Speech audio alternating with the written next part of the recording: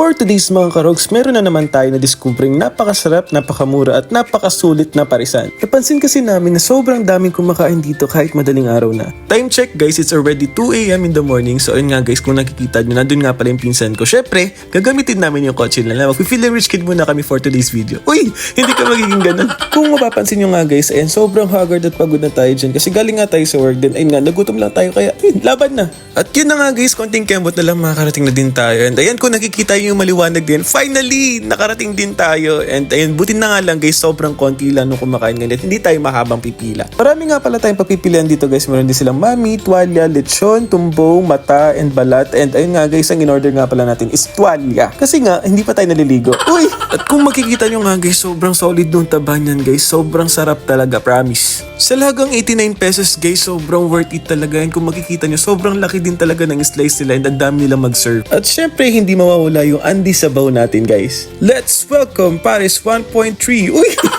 Ang kinagandahan pa dito guys, meron silang mga sangkap na nasa gilid lang. Ikaw na yung bahala magtimpla kung anong gusto mong lasa. For the timpla na ang person ay nga guys, unahin natin yung bawang and dadamihan natin kasi libre nga lang naman. And ay isusunod natin yung sili and sobrang hilig ko din nga pala sa sili kaya dadamihan natin para umanghang yung pagmamahal niya sa'yo. Uy!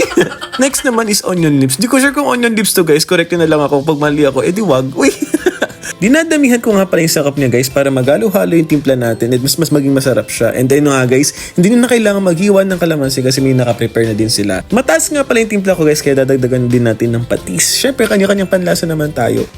Meron na nga pala itong kasamang kanin din guys. Kung makikita nyo, timplado na din yung kanin kasi ako nagtimpla dyan guys. Uy, ayun nga nakaprepare na yung kakainin natin dyan and haluin na natin para at least mag-mix na yung mga timpla and lasa natin. Kung makikita nyo nga pala guys, sobrang lapot and sobrang ano ng sabaw guys. Ayun, tignan nyo guys. Natatakam na talaga ako dyan habang inahalo ko yung pares. Umpisahan na ang laban! Lagyan na nga pala natin ng sabaw yung kanin and ayun guys, haluin natin para maghalo dun. Ayun, first bite guys, taba agad. Uy, patay!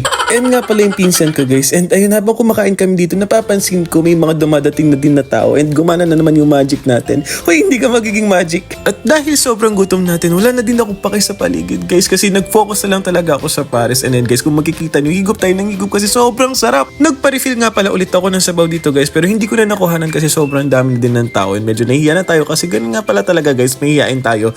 Uy! Pero alam niyo ba guys, sabi ng taong yan, magda-diet na yan eh. Pero hindi natutuloy. Tsan-tsan-tsan! Simut sarap guys, kahit isang butil ng kanin wala ka nang makikita. At syempre, hindi papahuli ang soft drinks guys. Hindi makukumpleto yan hanggat hindi tayo nag-burp ng of the Philippines, of the Y, in the geography of Z. Uy!